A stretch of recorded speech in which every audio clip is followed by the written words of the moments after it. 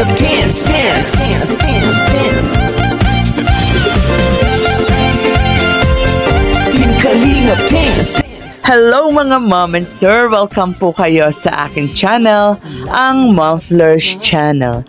For today's video, mga kalingap, mga karajel, mag-ingay, magbunyi, magsaya sapagkat mukhang nagkakaroon ng liwanag, no?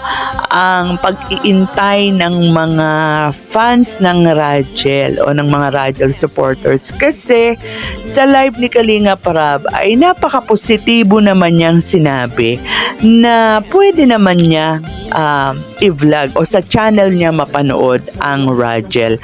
Kasi nga tuwing may live si Kalinga Prab, palaging may mga nagko-comment doon na o nagre-request ng mga Rajel supporters na kung po pwede naman ay mapanood nila ang Rajel doon sa channel ni Kalinga Prab, di ba? So, ang ganda ng sagot ni Kalinga Prab. Pwede naman at nasa inyo naman daw yon, sabi ni Kalinga Prab. Meaning, bukas naman siya sa pagbablog sa Rajel at yun ay kung gusto ninyo. Syempre naman, sino ba namang aayaw sa isang Kalinga Prab kung kayo ay supporters ng isang beneficiary o love team man yan, talagang napakaganda kung mapapanood yan kay Kalinga Prab. Lalo pa nga si Kalinga Tata ay isang K-boys at dahil dun sa role nga ni Kuya Val, hindi na nga po pwedeng mag-love team ang mga Kalingap boys. So kaysa mawala, syempre welcome na welcome kung ito ay mapapanood natin, lalo na kay Kalinga Prab. So ayan, medyo nagkakaroon ng liwanag. So hintayin na lang talaga natin yung kumpirmasyon, no? Para mas maganda kung ito ay mapapanood natin kay Kuya Val o kaya kay Kalinga Prab na nagkukumpirma talaga na ang Rajel ay mapapanood na nga sa channel ni Kalinga Prab. Isa pang magandang balita tungkol sa Rajel ay ang bulong ni Gilo Mags TV kanina sa live ni Coach Ralph, habang ang K-Boys sa pangunguna ni Kalinga Prab ay nag-gym doon sa pinagtuturuan ni Coach Ralph, diba? So nag-live siya doon at habang busy siya ay nag-take over muna si Gilo Mags. At ang bulong niya ay ito pa lang si Angelica ay dinadala ni Coach Ralph dyan sa gym na yan.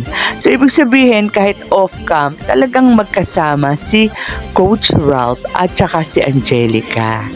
At pinatotohanan naman niya ni Coach Ralph kahit hindi niya direktang inamin doon sa pagsasabi niya na basta si Gilo Mags ang nagsabi, ang nagkwento, alam naman daw natin ang kredibilidad ni Gilo Mags, diba? Hindi nagsisinungaling yan.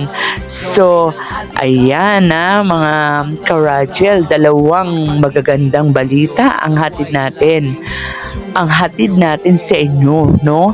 Kaya sabi nga, diba, pagkatapos ng dilim ay may liwanag. So, ayan, intay na lang talaga tayo, no? At laging maging positibo at iwas sa mga kung ano-anong mga hindi magagandang sinasabi sa mag-ama, lalo na kay Kuya Val at saka kay Kalinga Prab. Sapagkat alam naman natin kung ano talaga ang dapat at mas makakabuti lalo na sa sinusuportahan nating Rajel.